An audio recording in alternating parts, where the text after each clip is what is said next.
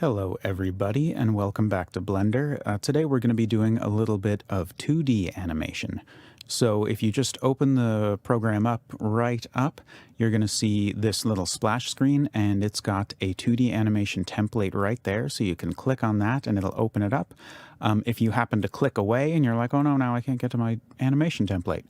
You can go up to the Blender logo up here and that'll give you either splash screen, where you can find that whole splash screen, that 2D animation, or you can just go File, New, and you get those same options there.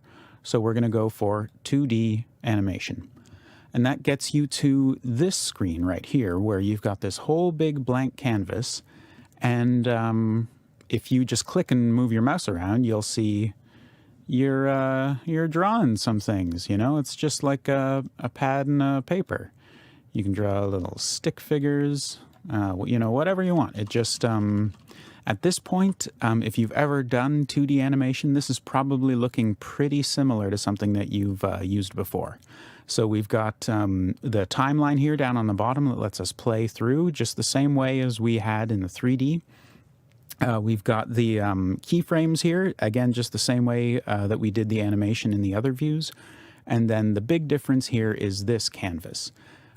So going through all the different things, we've got, let's maybe take you through the pencil first. So we've got this pencil that we're drawing with. This 2D animation in Blender, it uses this object called a grease pencil. So a lot of the time you'll see a pencil, and that is just like the basic drawing object.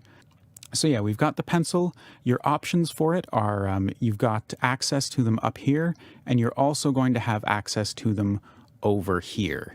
So you can see up here we've got pencil, solid stroke, etc., radius, all that stuff. We can also access that kind of stuff down here. And that also will give us some options too for the different layers that we're working on. So the way this works is we work with lines and fills. So we've got, just kind of like in the other objects, in the other modes, we've got kind of a couple of major things that we pay attention to, because I know there's so much going on, it gets a little overwhelming. In this mode, in grease pencil mode, we're primarily going to be back and forth between these two tabs right here. And this one is your material tab. So this, you can think of this one as like, your palette. So you've got all the different paints that you could possibly use over here. And then this one we go up here, and this is more like layers like you have like in Photoshop or in some other program. The stuff that's on top stays on top, and the stuff that's on the bottom stays on the bottom. So I'll show you what I mean. We've got lines here. So we're on our lines layer. So we've got a solid stroke selected here. So let's draw this guy, and we'll do a couple of eyes in here and a couple of little eyeballs, and then let's do a fill. So we'll make his face a color. So we go up to our layers, we'll go to our fill layer, and then let's go back to our palette to pick a color to fill. So we could use this solid fill. I don't like this gray color, so let's change this color down here. Let's do a nice pink. So he's bright pink, and now we can, color him in with the pencil in this fill mode. That was a little cumbersome, so maybe we don't want to do that. Maybe we want to use our paint bucket tool here, our fill tool. And you can see that just knew right around where my lines were going to be, and it just filled it in inside that head circle.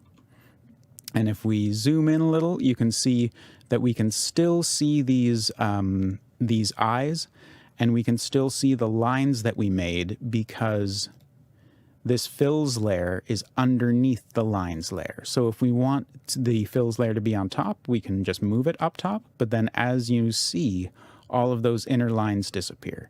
So, you can set up your scene any way that you want to.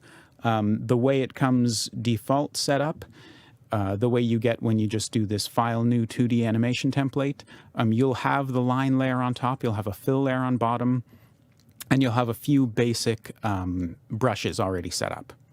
And let's see, what else should we look at before we go any further? Let's take a look down at the rest of the tools here. We've got the erase tool. So the eraser will, let's see what layer we're on. We're on the fill layer, so the eraser's not doing too much here. What about when we're on the line layer? Oh, it's erasing the lines. Okay. Even when we were on the fill layer, I think. Yeah, even when we're on the fill layer, it's still erasing the lines. And that, I believe, is because of the mode that it's in. So we didn't really look too much at these brush options up here, but let's dig into them right now. Because you've got this soft eraser, so you can kind of see, you know, I'm erasing a little bit, and let's zoom in again. Move ourselves up. So there's a little bit, you know, that you can kind of see still there when you erase. Like, it takes a while to completely erase. It works like an eraser does in real life. You know, if I was erasing pencil, it would take a while to get rid of that. So I'm going to undo that. What if we don't want that? What if we, you know, we don't want a soft eraser? Let's try a hard eraser. And you can see that works, you know, a little bit faster, but it's still kind of doing the same thing. It's still just, you know, taking away bits and leaving a little bit behind. So if we want to actually like do a clean erasure, we can use a couple of things. We can use this point eraser, and that will let us, you know, delete bit by bit, but it's nice and clean. There's none of that tiny little residue left behind. It's just, if you want to just, you know, kind of eliminate a stroke, you know, if you didn't want that smile to look like that, then the point eraser will erase all of these little points. Because the secret, which I may as well tell you now, is that all of these strokes, all of these 2D drawings that we're doing are, in fact, still 3D. And they're all made up of tiny little points. And you can add more points, or you can, you know, take points away. You can move them around later. So it's not like, you know, you draw something and you can't, you know, straighten that out. In grease pencil mode, we just, you know, we start massaging the points if we need to. That's probably not the brush that I wanted, or maybe it is. Oh, I think I just need a bigger, yeah, I just need a bigger radius. There we go. So say, you know, you're not super great at drawing, but you can recognize when something doesn't look right. Well, you can use this to, you know, spend a little bit of time taking a little bit of weirdness, a little bit of monsterism out of your drawings, and give them, you know, maybe some cuteness. And I'm just pushing and pulling here, just like we were sculpting the 3D objects. Now we're sculpting these, you know, I'm doing air quotes that you can't see, but 2D objects, because everything, even in 2D in Blender, is in fact still kind of in 3D. And if you want to see another example of that, or let's go back to draw mode, we can just start moving around in 3D. So let's move around in our scene, and look, there's the back of our guy, there's the front of our guy, and there's, you know, side on, he's almost not there because he's more or less, he's pretty much a 2D object. So yeah, we're going to look, let's hide that camera for now. So we're going to look back on the front again, and here we are. So that is covering the erase, the fill, and the draw tool. You know what, we're not really, the cutter is kind of like a more advanced erase tool, and I don't think we need to go too deep into that because there's a lot of stuff that you can do here, and I want to kind of keep it relatively simple. So just one more thing to talk about before we do a little bit of animation are these on the side. So when you first saw me draw, I just, you know, drew freehand. Oh, I'm still in my, fills. So on lines, let's go back to a stroke brush, go back to my palette, make sure I'm on the right layer, and then we can draw. And if you want to draw freehand, you can draw freehand. But as you can maybe tell, I'm trying to draw a circle. I'm using a mouse, and it's pretty difficult. So that's where these shapes come in. So you've got some predefined shapes. If you want to draw a circle, you can do, you know, any kind of ellipse you choose. If you want a perfect circle, you can hold down Shift, and that will constrain the proportions to be perfectly circular. So stuff like this is really handy, and even afterwards, after you let go with something like this, it doesn't just draw right away. It sort of says, okay, well, this is, you got this shape, but you can confirm, you can tweak it. So if you look at it and it's exactly the right shape and size, you just hit enter and it confirms it. If you're kind of thinking, oh, you know what, I could use, maybe a little bit bigger, or maybe it's not exactly the shape that I wanted, exactly where I wanted, then you've got these little handles up here where you can, drag, move back and forth. So it was, in fact, where I wanted it to be. So I'm just going to get rid of that one, and I'm going to do it again, hold down Shift, and I'm just going to hit Enter. And now we've got a nice circle here. So all of that said, why don't we try to do a little bit of animation, and you can see some animation happening. So we'll do a classic ball bounce. So instead of going through deleting everything in my scene, I'm just going to go New, 2D Animation. Do I want to save? I do not. Okay. So let's start. I'm going to show you one super duper easy way of animating. And animation is a time consuming process. It can take, laying out the basics is pretty easy, but then making it look really good, making it flow really smooth can be really challenging. It can take a lot of time. So any little shortcut, any little secret that you can, do to boost your productivity, that's something that, is in high demand. It's something you really want. So this is a super easy animation shortcut. It doesn't work for every situation, but when it does, ooh boy, does it save you a ton of time. So let's do our ball bounce. So we'll need a ball. So let's, and actually before we go any further, I'm going to make two adjustments here. Get rid of that. Up here, you can see we've got strength of 0.6. So when I'm drawing, just do a little bit basic drawing again. Draw, draw, draw, draw, draw. It's a little bit gray. If I want that to go, full on black to get the full, the full effect of the stroke color that I've chosen here, I'm going to just boost this right up to 1. And now you can see when I'm drawing, it's kind of like, it's a marker.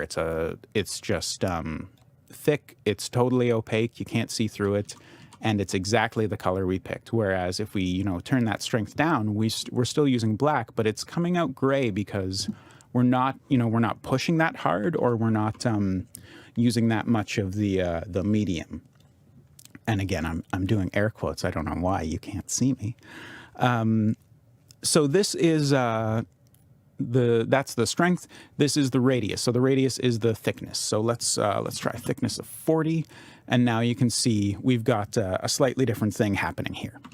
So another cool thing about this, because it's 2D, because it's, hand-drawn, I really got to stop doing air quotes. It's set up to be used with a drawing tablet. So if you have a drawing tablet, you can take advantage of these extra settings on the side. So use pressure strength. So depending on how hard you push, I've got a tablet set up right here. It will be, lighter or darker, which can give it a really cool, hand-drawn kind of effect. And you can also do that for the radius here. So if we turn both of those off, I'm going to draw with the, I'm going really light, I'm pushing really hard, I'm going really light, I'm pushing really hard. Whereas if we turn the strength on, I'll do the same thing again, just right over top, going really light, going really hard, going really light, going really hard, going really light.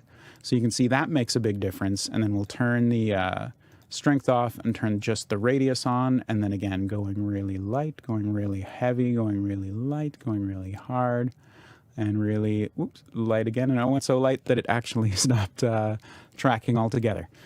So depending on the sensitivity of your tablet, you may have better, worse results.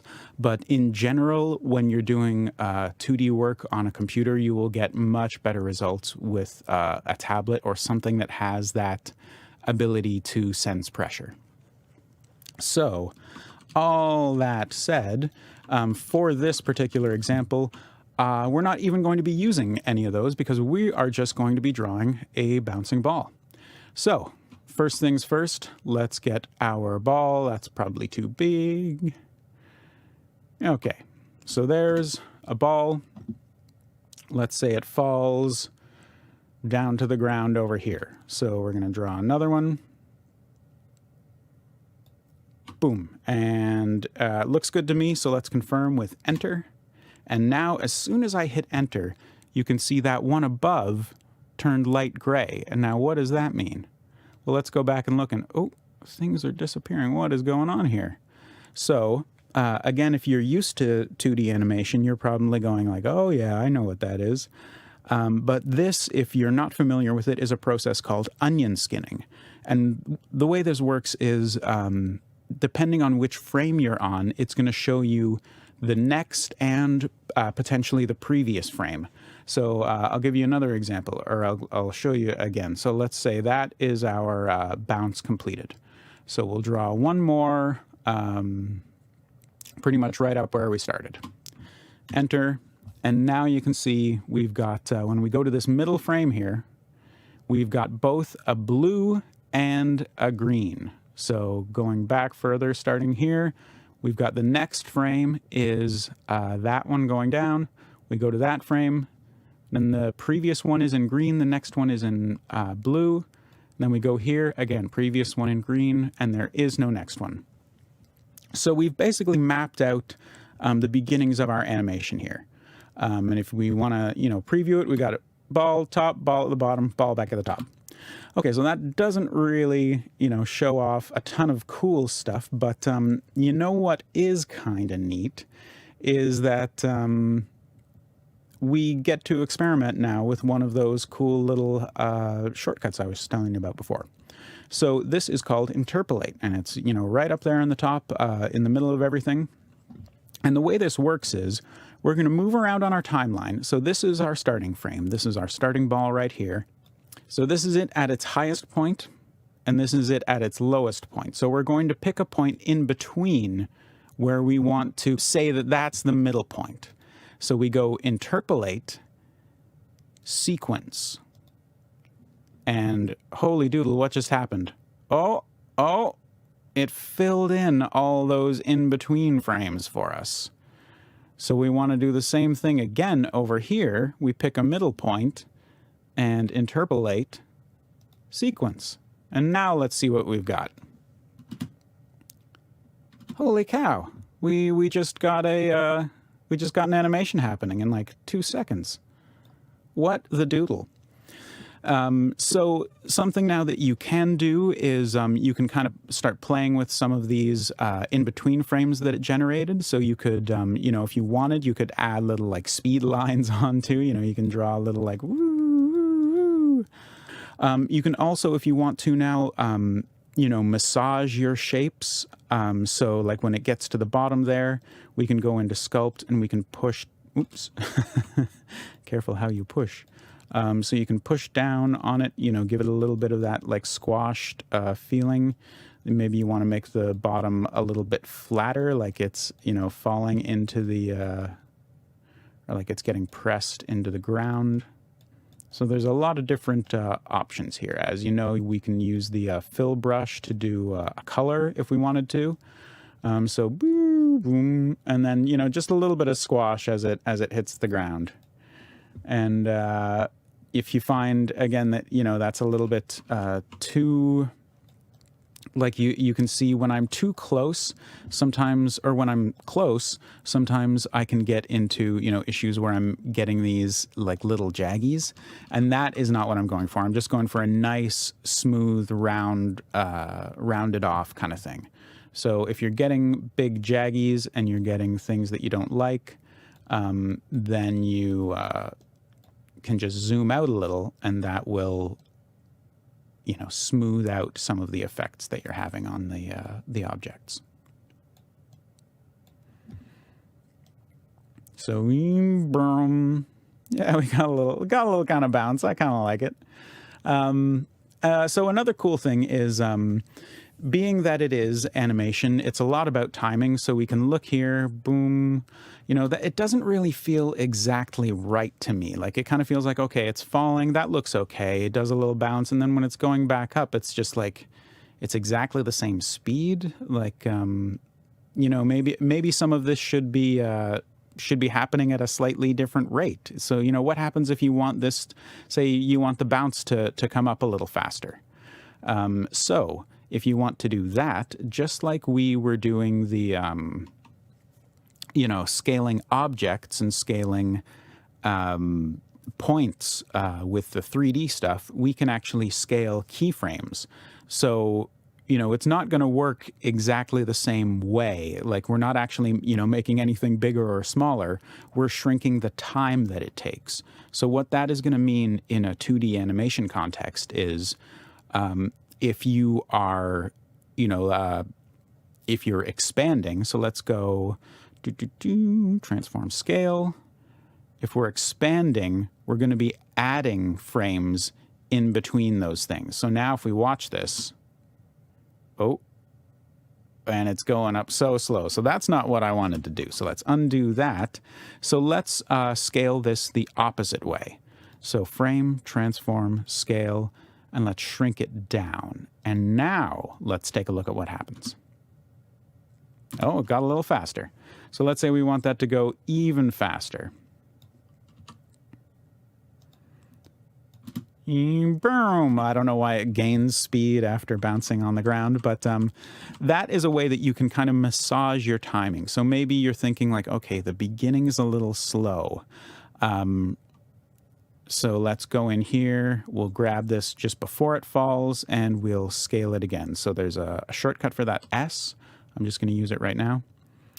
And what you can see is now we've created a little bit of a gap in here. So it happens super fast, but then there's like that little pause in there. So we can, you know, just select all of this and just drag it on over, snap it right back into place. Another option that you have is it's going to scale relative to where this marker is. So it's going to scale things up or down depending on where you are. So what does that mean? So if, you know, I wanted to create a little space at the beginning and the end, I could stick the marker in the middle. And when I scale, there we've got space at the beginning and space at the end. But I want to keep this part here connected. So I want to keep this, you know, all together to keep my timing. So I'm going to put this right next to the part where I want to join it up with, and then I scale, and now it's going to scale like that. Everything stays together. I've still got my timing. So probably a bit much there, but that gives you an idea of how you can work with this. And that is a simple little ball bouncing. And you know what? Let's take all these and we will go duplicate keyframes, which I think there should be a something that shows you the shortcut for that, which is maybe we right click. Yeah, duplicate is Shift D. So you can Shift D and since the first frame is essentially the last frame, and just to fill out your timeline to give you something a little more fun to look at. So let's take a look. So yeah, it should probably hang in the air for a second. So let's just space that out a little. Not exactly, but like I said, animation is a lot about the time that you take, the time that you spend in it. So actually, maybe I'll just show you one more quick thing. So if you want to adjust the camera, because remember, these are, again, 3D objects. So this is one of the benefits of working in Blender as opposed to a more traditional 2D animation program, is that you can do some stuff like this. So if we go up here, we can go view, camera to view, or align view, align active camera to view. And now we can watch this animation from a whole different angle. which is a pretty cool thing. And we can also do something like this, taking the camera and let's do this. Let's do view, camera, oh, sorry, align view. Oh, right, I'm not. Okay, so let's zoom way out and we'll do view, align view, align active camera to view. And we will say, okay, that's better. We will say, let's keyframe. I want to keyframe this camera. Oh, okay, I can't be in draw mode. I want to be in object mode, and I want to keyframe the location of the camera. So I say keyframe the location, and then I get out of camera view again, and we're going to zoom way in to where we can actually see it, and move it up, and then we're going to go view,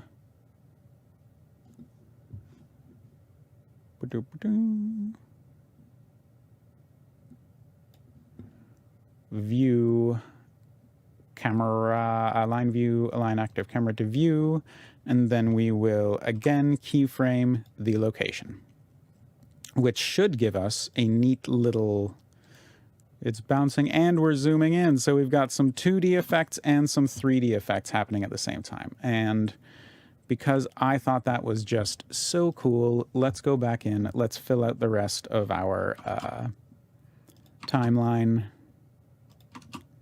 with some neat stuff.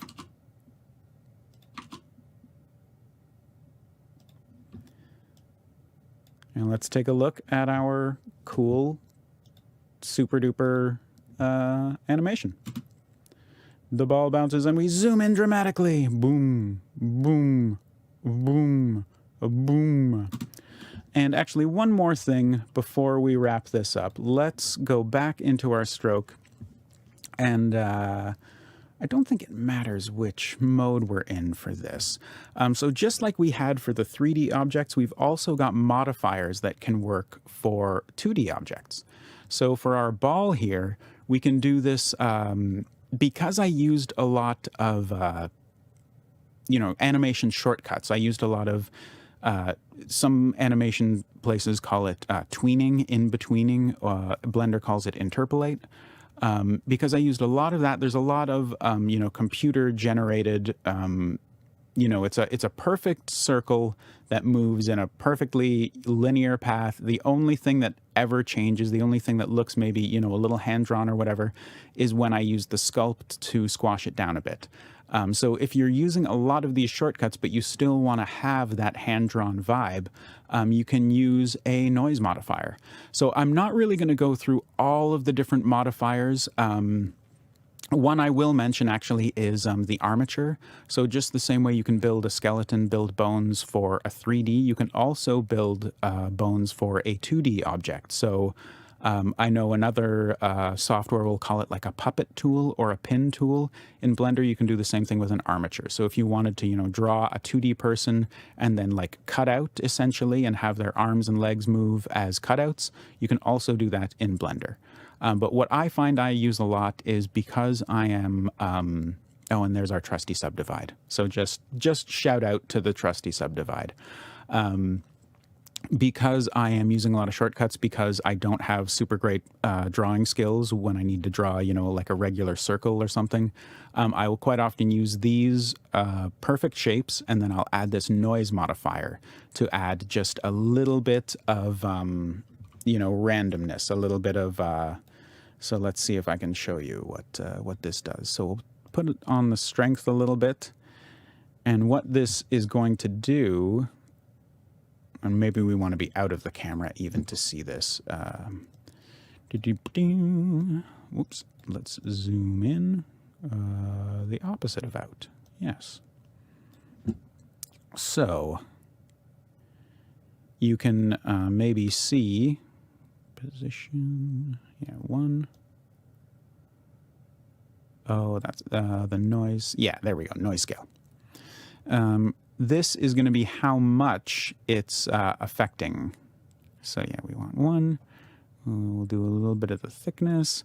So you can see now it's a different thickness depending on the... Okay. So we can get some cool, funky stuff happening here.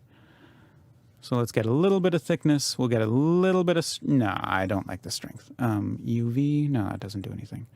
And position, yeah, that's good. Okay. So let's maybe just do 0.2 across the board.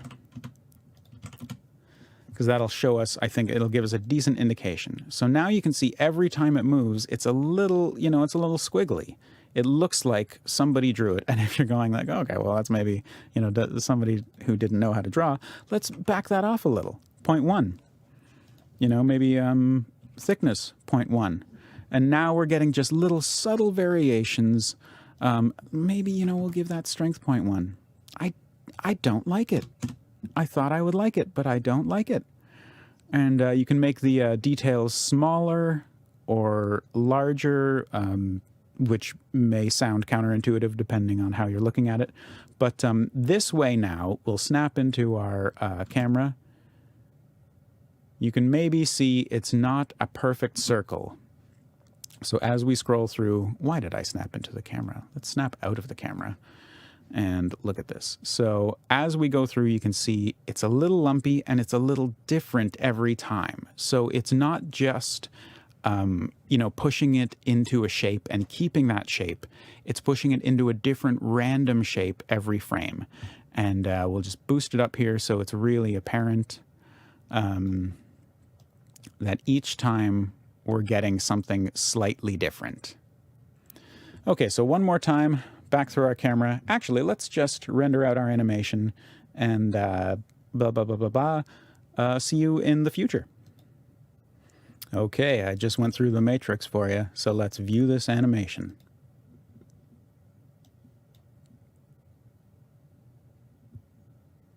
Oh, it's just so nice. Look at that spiky ball. Let's see it from the top. Oh, zooming in. Whoa, so exciting. Okay, I hope you guys enjoyed. The next part will be the final part where I go over, try to encompass most of the stuff that I didn't talk about so far, go over a lot of the ways, a lot of the shortcuts, a lot of the ways that people, like I kind of mentioned in the last one, actually use Blender rather than, kind of menu diving and going all over the place. There's a handful of things that'll help you out. So if you've been interested, check that one out. And if you've got any questions, feel free to shoot me an email.